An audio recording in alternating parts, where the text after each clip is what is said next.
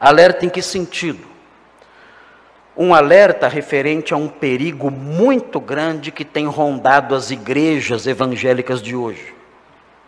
E eu me refiro a isso, com isso, ao perigo que tem representado a aproximação conciliadora, a aproximação amigável, sorridente, bonitinha, da seita dos adventistas do sétimo dia.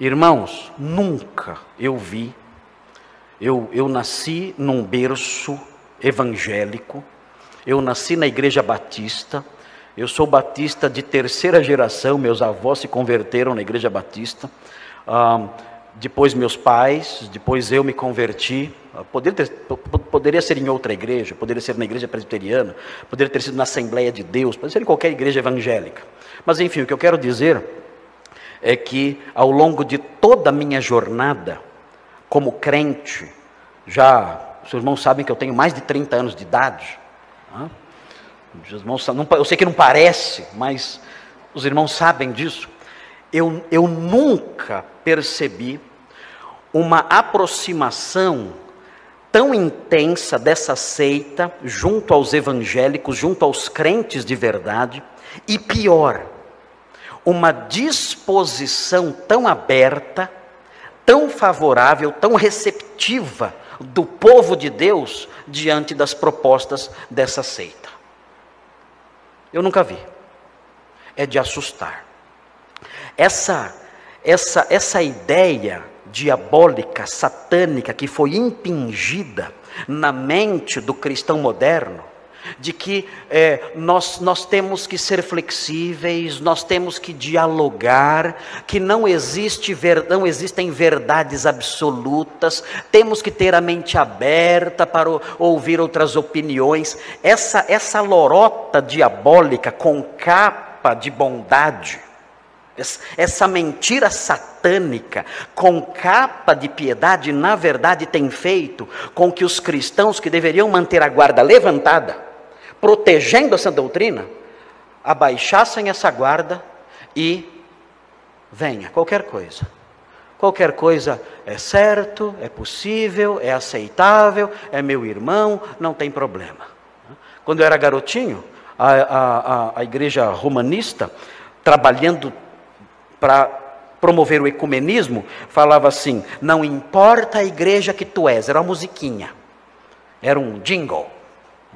Não importa a igreja que tu és, se atrás do Calvário tu estás, ninguém sabe direito o que é isso, né? Mas se atrás, eu devo estar atrás do Calvário, né? Não importa a igreja que tu és, se atrás do Calvário tu estás, se o teu coração é igual ao meu, e podem ter certeza, dá-me a mão e meu irmão serás. Uau! E aí vinha o refrão: dá-me a mão, dá-me a mão, dá-me a mão e meu irmão será. Daqui a mãozinha aqui, todo mundo de mãozinha dada. Dá-me a mão, dá-me a mão, dá-me a mão e meu irmão será. De novo: não importa a igreja que tu és. E vai embora. Dá-me a mão. Você não vai dar a mão? Radical, perverso, intolerante.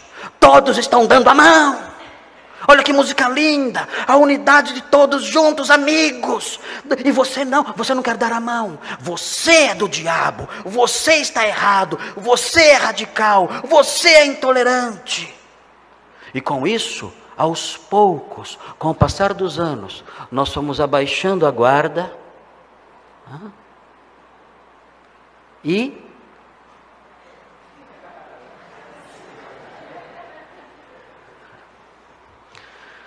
queridos, nós não podemos ser ingênuos, tolos, infantis. Nós não podemos. Nós sabemos muito bem o que há por trás do sorriso do diabo. O objetivo dele é banalizar a verdade ao máximo, para enaltecer a mentira. Esse é o objetivo. Não lute pela verdade, porque a ausência de um exército vai favorecer muito a causa da mentira. A ausência de um exército que ataca a mentira vai favorecer muito a minha causa, diz o diabo.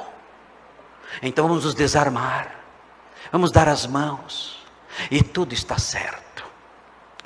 E eu tenho visto com tristeza essa aproximação sutil de uma seita que diz: nós somos evangélicos, o teu coração é igual ao meu, estamos atrás do Calvário, dá-me a mão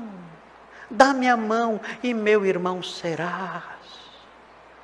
E não temos percebido a sutileza disso e o quanto isso tem servido para promover a mentira. Sempre que nós abrimos as portas para os adventistas, estamos abrindo as portas não para pessoas apenas. Podemos tratar bem essas pessoas, podemos até ser amigos delas, sem problema nenhum. Mas quando abrimos as portas para essas pessoas, estamos abrindo as portas não só para pessoas, mas para as doutrinas mentirosas que elas divulgam.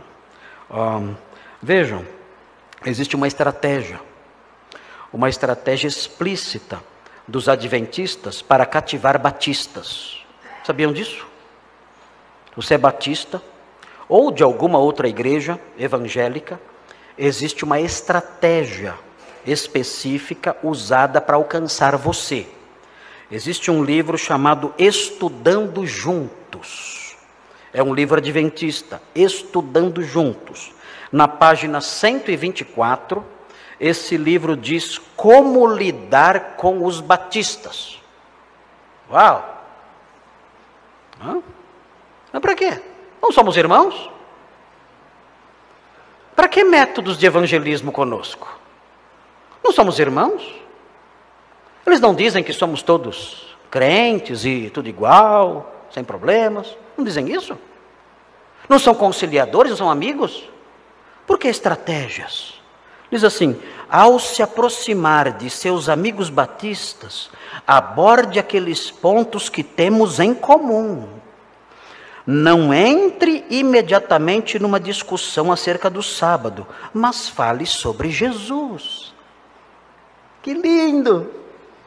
Que fofo!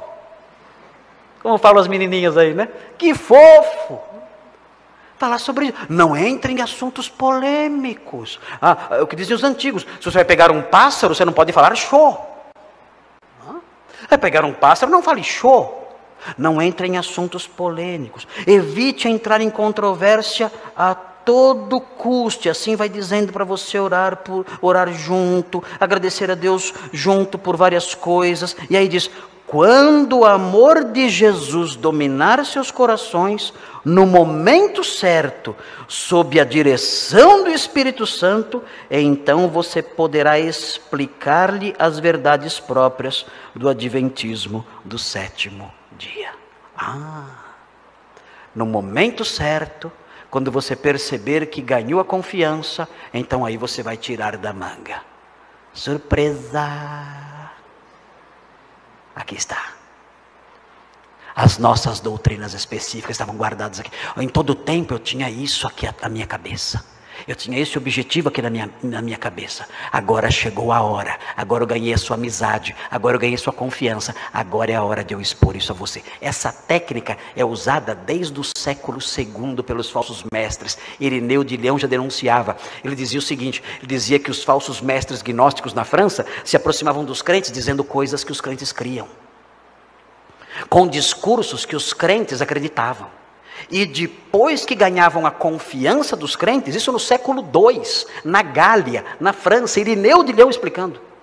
Ele diz: depois que eles ganhavam a confiança da pessoa, estavam na casa da pessoa, comendo com ela, então eles puxavam de algum lugar as suas doutrinas falsas e engendravam essas doutrinas na mente das pessoas. É a mesma técnica usada aqui. Nós temos um livro de Ellen White chamado Testemunhos Seletos, no volume 2. Na página 386, que diz o seguinte, Ellen White dizendo: temos uma obra a fazer por ministros de outras igrejas. Deus quer que eles se salvem. Nossos ministros devem buscar aproximar-se dos ministros de outras denominações. E eles fazem isso. Já vieram aqui na igreja várias vezes, tentaram já me doutrinar várias vezes. Vieram me visitar, trouxeram seus livros e conversaram comigo. Eu me divirto um pouco com isso, confesso, maldade minha, né? Mas eu me divirto um pouquinho, eu ouço, eu fico ouvindo. Eles me dão, pastor, olha, esse livro não diz nada sobre doutrinas. Eu olho o livro e diz um monte de coisa sobre doutrina sutilmente. O livro para crianças, olha que lindo, livro para crianças. E eu olho ali, a história da criação, que lindo. Aí fala sobre o 7º dia, quando Deus descansou. Aí vem a injeçãozinha de falsa doutrina, ali no livro infantil, eu vendo aquilo. Já coloquei muito adventista para correr aqui da igreja. É muito. Que vem querendo falar com o pastor para compartilhar alguma literatura ou pedir oportunidade para falar alguma coisa aqui na frente. E com isso dizer o quê? Nós somos iguais. Somos todos crentes. Não importa o rótulo denominacional. Nós somos amigos, somos todos irmãos. E é mentira.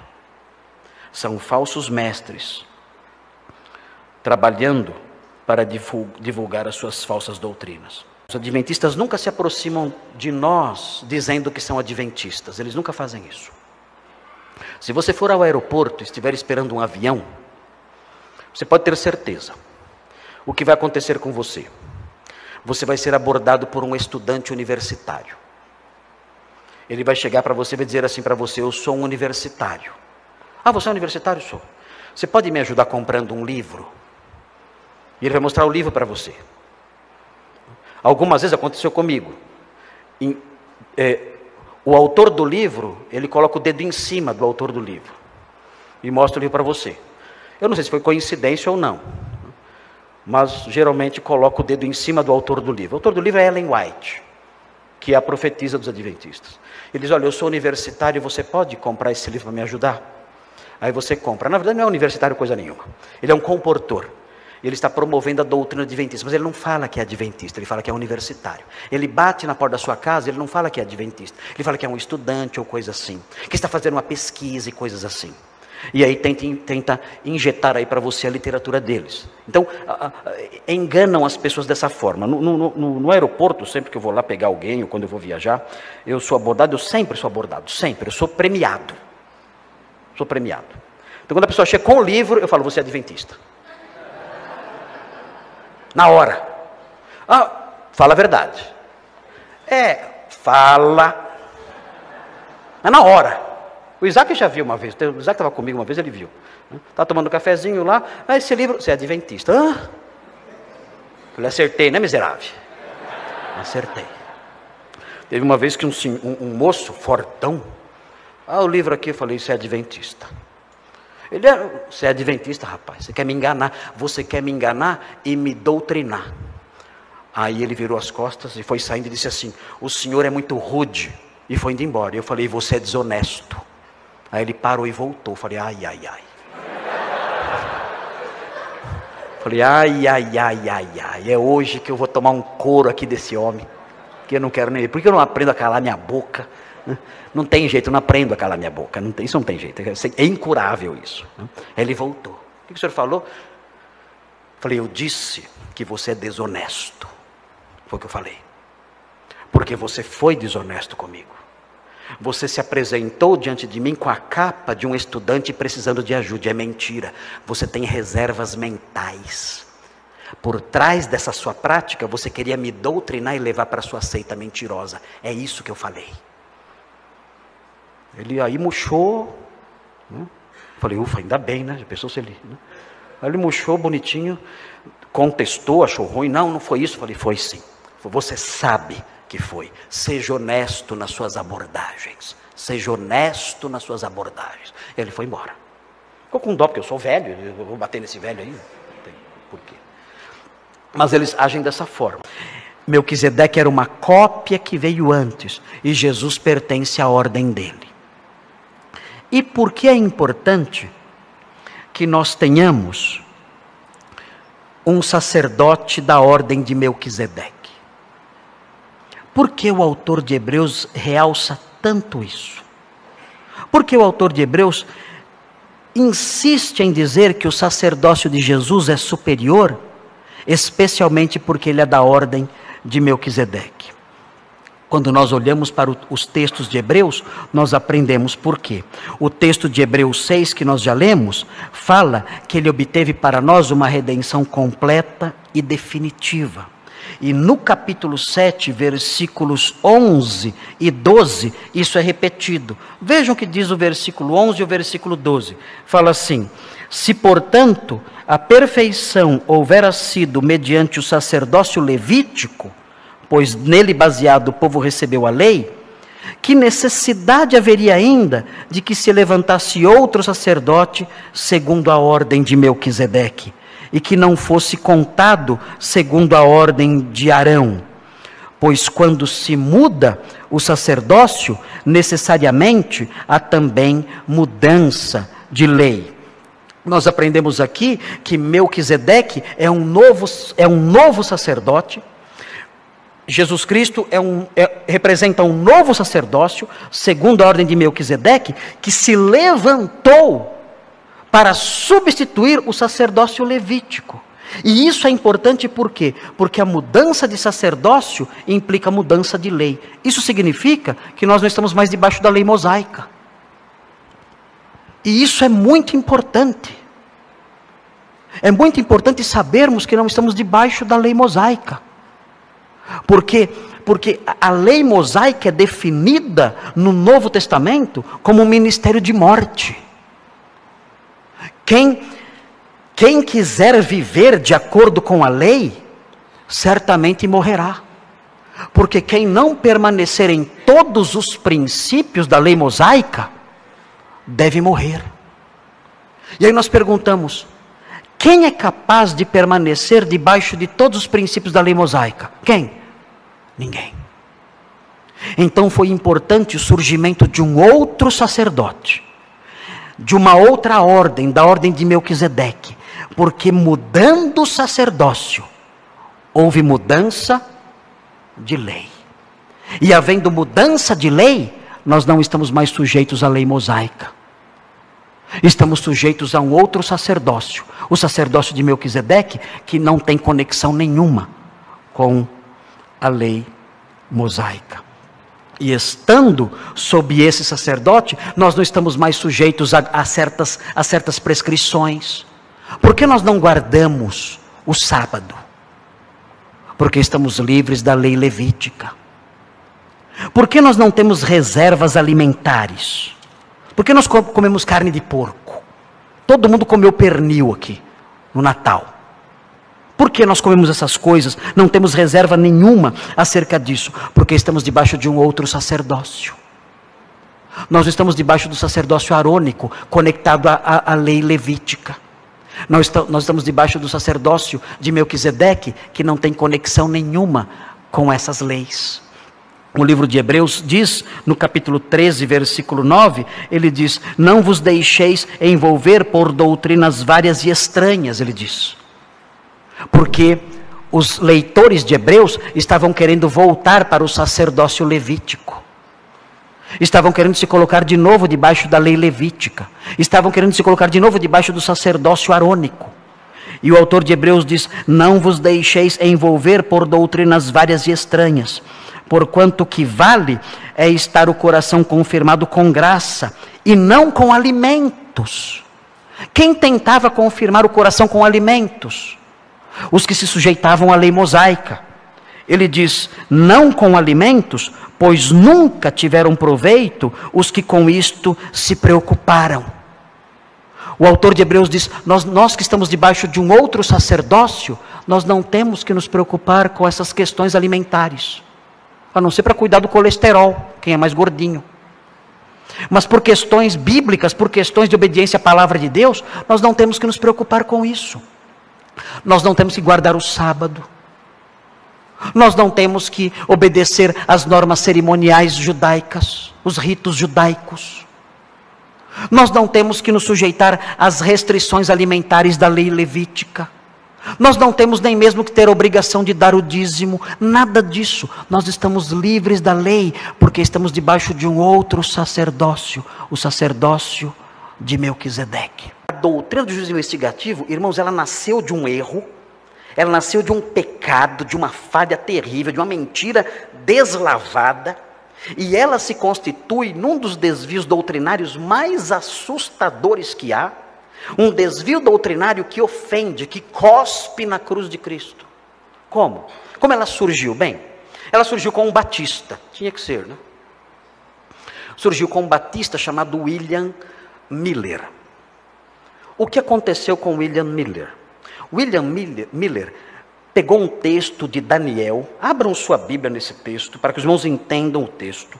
Daniel 8,14, eu coloquei no boletim a história dele, está aqui no boletim, o nome do boletim é O Intérprete Trapalhão. Aqui. O intérprete trapalhão é William Miller. Está aqui a história dele, eu registrei aqui. O que aconteceu. Mas eu quero apontar para os irmãos com mais alguns detalhes. O que fez o William Miller? E eu quero apontar isso para os irmãos. Abrem Daniel 8,14. Daniel 8,14. Diz assim: ele me disse, até 2.300 tardes e manhãs, e o santuário será purificado. O que ele entendeu desse versículo? Ele imaginou que esse versículo falava sobre a volta de Cristo. Ele imaginou que quando o texto fala, depois de 2.300 tardes e manhãs, o santuário será purificado, ele entendeu que esse santuário será purificado era a volta de Cristo. É o que ele fez. Ele transformou 2.300 tardes e manhãs em anos. Ele entendeu que dentro de que o anjo estava falando para Daniel, que isso aqui é uma visão que Daniel teve, e ele entendeu que essa revelação que Daniel teve, era uma revelação que dizia que dentro de 2.300 anos, Jesus Cristo ia voltar. Então o que ele fez? Ele pegou o ano 457 a.C., olha só, de onde ele tirou esse ano e por quê? Bom, aí tem que perguntar para ele. Ele entende, ele dizia, o ano 457 foi o ano em que Esdras voltou para Jerusalém para restaurar o templo. Então ele pegou esse ano 457, foi quando Esdras voltou para Jerusalém, e acrescentou esse ano 457 a.C., 457 a.C., ele acrescentou esse ano 2.300 anos. E que ano que caiu? 1843, 1844. Então ele diz o seguinte, Jesus vai voltar em 1844. Uau! Esse texto não diz nada disso. É um grande desvio, é uma interpretação absurda. Não tem lógica nenhuma isso. O texto está falando de 2.300 tardes e manhãs, não de anos, são dias.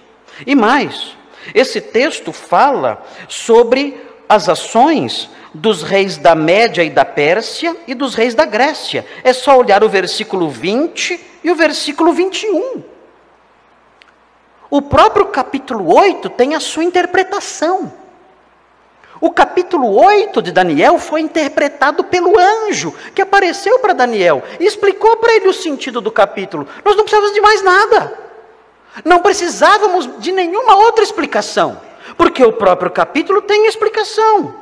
O versículo 19 diz, e disse, eis que te farei saber o que há de acontecer no último tempo da ira, porque esta visão se refere ao tempo determinado do fim. Aquele carneiro com 2 chifres que viste, são os reis da Média e da Pérsia. Mas o bode peludo é o rei da Grécia. O chifre grande entre os olhos é o primeiro rei. E ele vai explicando, dizendo que essas coisas eram referentes aos 2 impérios que iam surgir depois da Babilônia. E tudo isso já aconteceu. O santuário foi profanado e depois de 2.300 tardes e manhãs, o santuário foi purificado de novo. Isso aconteceu na terra. Isso aconteceu na história. Isso aconteceu na época dos reis gregos, na época do bode peludo. Como diz o texto aqui. É passado. Para Daniel era futuro. Para Daniel eram coisas que iriam acontecer. Para nós, são coisas que aconteceram já há séculos. Mas ele entendeu que não. que o versículo 14 dizia respeito a outras coisas, que Jesus iria voltar em 1844. Que dia? Ele fez seus cálculos, pegando algumas datas do calendário levítico, e chegou à data exata, 22 de outubro de 1844. E muitos seguiram esse homem. Inclusive uma mocinha de 17 anos, chamada Ellen White. Ela seguiu também. Vários seguiram. E chegou o dia. Muitos tinham vendido as suas propriedades. Muitos tinham tirado seus filhos da escola. Aliás, tinham tirado seus filhos da escola não em 1844, anos antes. Porque, para que colocar meus filhos na escola se Jesus vai voltar daqui a pouquinho? Ele vai voltar em 1844, aí está as portas. Para que tudo isso? Para que esses bens? Vamos vender tudo. E foram assim fazendo essas coisas. E o que aconteceu então no dia 22 de outubro de 1844? No dia 22 de outubro de 1844, não aconteceu nada. Nada. Só lá esperando. E nada. O que diz a Escritura sobre um profeta que fala e não acontece?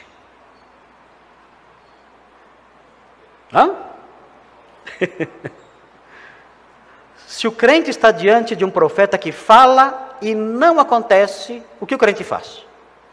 Segue o profeta?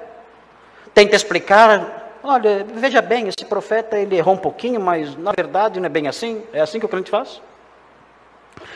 Há muito tempo o Senhor, na sua palavra, falou sobre os falsos profetas. Veja Deuteronômio 18. E é importante isso, porque tem falsos profetas hoje. Tem falsos profetas dizendo o que vai acontecer na sua vida. E quando não acontece, eles falam que você não tem fé. Não tem nada a ver essas coisas. Deuteronômio 18, versículo 20, fala assim. Deuteronômio 18, 20. Porém, o profeta que presumir de falar alguma palavra em meu nome, que eu lhe não mandei falar, ou que falar em nome de outros deuses, esse profeta será morto. No Antigo Testamento, se algum profeta falava alguma coisa que não era de Deus, esse profeta tinha que ser morto. Isso no Antigo Testamento. Se fosse hoje, haja cemitério. Imaginem só. Mas isso mostra, pelo menos aprendemos aqui, a severidade de Deus contra os falsos profetas. Não brinquem com falsos profetas. Por quê? Por que tanta severidade? Porque eles colocam mentiras na boca de Deus. Isso é uma blasfêmia indizível e eles destroem vidas.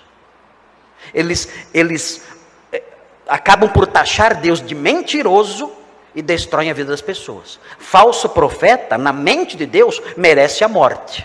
Só não é morto agora no Novo Testamento, só não é morto agora, porque Deus, na sua graça, na nova dispensação, Ele não pune assim os falsos profetas. Punirá um dia de forma muito pior, mas não pune assim agora na atual dispensação. Mas em Israel era assim. Você falou alguma coisa em nome de Deus, anunciou a profecia em nome de Deus, não se cumpriu? Morte. Não tem conversa. Vejam a sequência. 21. Se disseres no teu coração, como conhecerei a palavra que o Senhor não falou? Como é que eu posso saber o que Deus não falou? 22.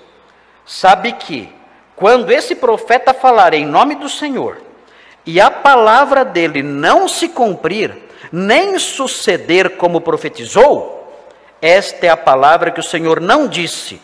Com soberba o falou tal profeta. Não tenhas temor dele. Não tenha medo, não tenha respeito nenhum por esse homem. E mais, versículo 20, pedra nele.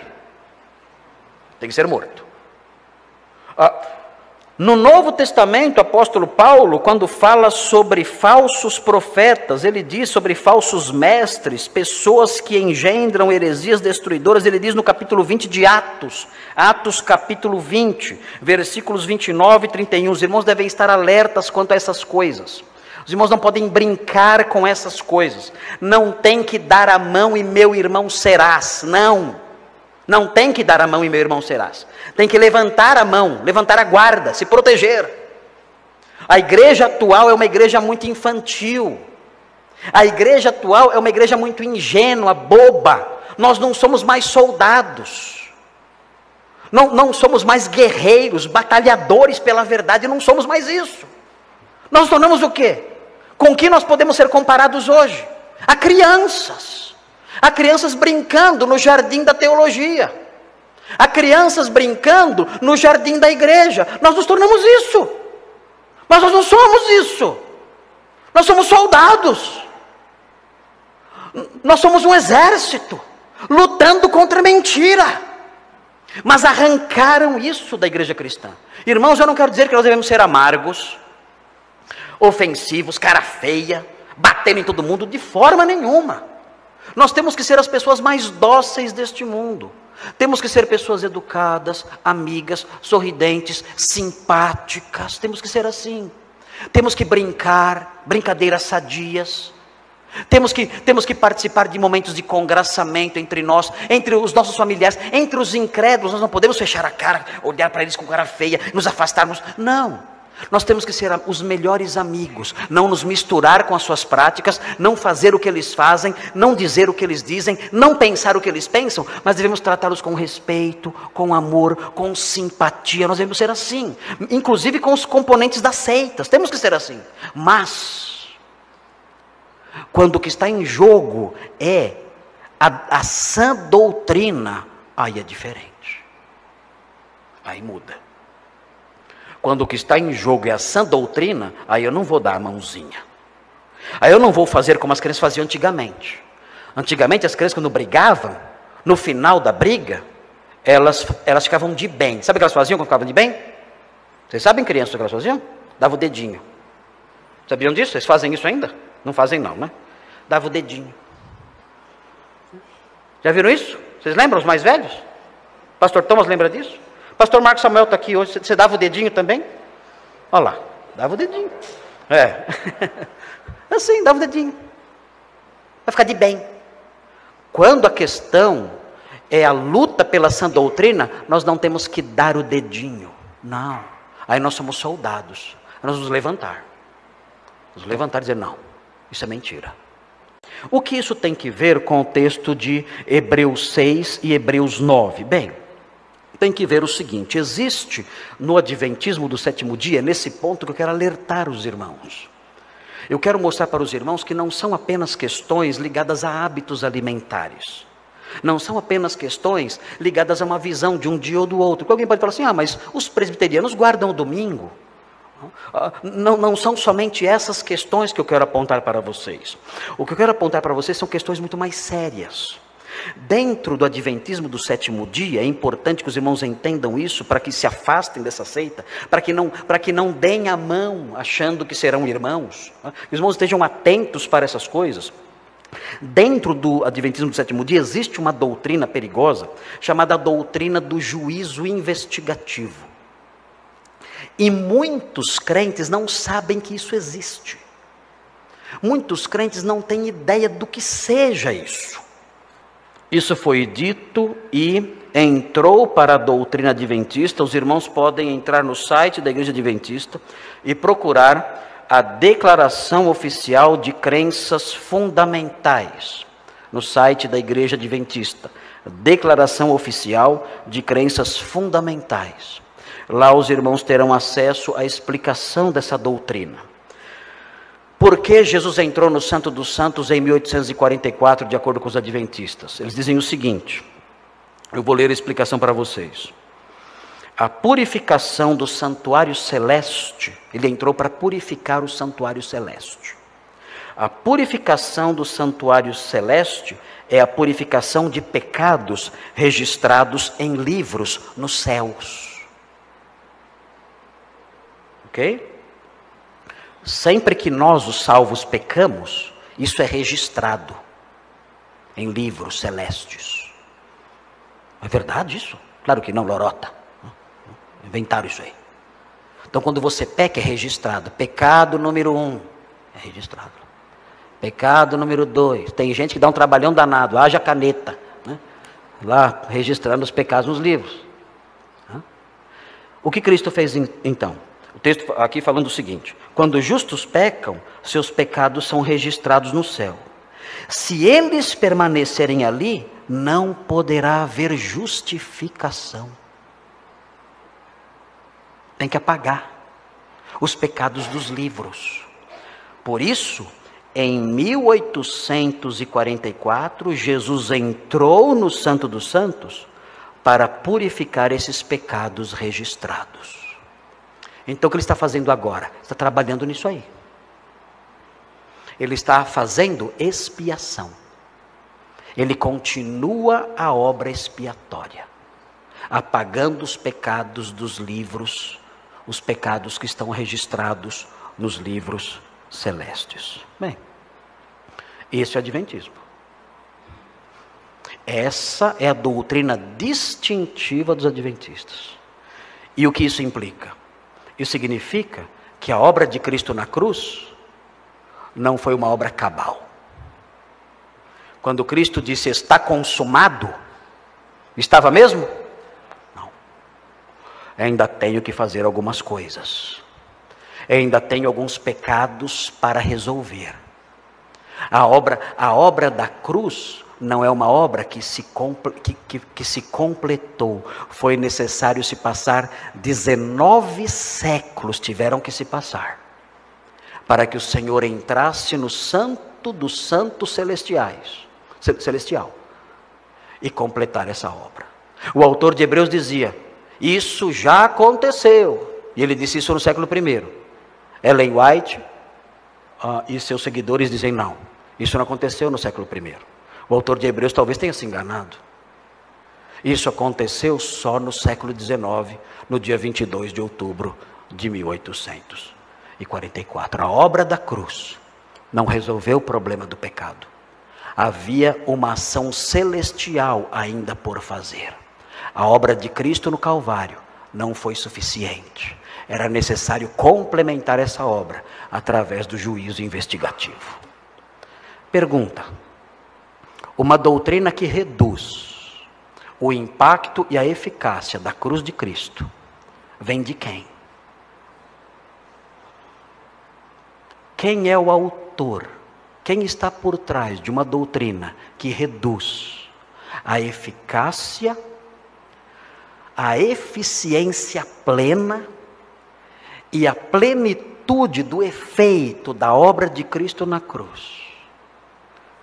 Essa doutrina é procedente de quem? Meus irmãos, somente o diabo pode ter criado isso. E o diabo criou isso para engendrar no coração dos crentes medo. Medo de não ter algum pecado apagado do livro. E viver debaixo da escravidão da lei. Os adventistas dizem que se você não guardar o sábado e adorar a Deus no domingo, como nós hoje aqui, você recebe a marca da besta. Sabem qual é a marca da besta? É adorar no domingo. Todos vocês aqui, estão com a marca da besta. Todos nós estamos com a marca da besta. É engendrar medo, escravidão, através de falsas doutrinas e blasfêmias. William Miller, quando ouviu isso, William Miller escreveu o seguinte: na passagem do tempo divulgado, eu reconheci meu desapontamento. O próprio Miller disse isso. Naquele tempo esperávamos a vinda pessoal de Cristo, e agora é desonesto contender afirmando que não estávamos errados. O próprio Miller reconheceu seu erro. Nunca deveríamos nos envergonhar de confessar abertamente nossos erros. Eu não tenho confiança nenhuma nas novas teorias que brotaram do movimento. A saber, que Cristo veio na época como noivo, era uma das teorias, que a porta da misericórdia se fechou nesse dia, que não existe salvação para os pecadores, que a 7ª trombeta soou, que são outras doutrinas deles, ou que a profecia tenha se cumprido em qualquer sentido. Eu não creio em nada disso. Nós, na verdade, erramos e deveríamos reconhecer isso. O próprio profeta deles disse isso.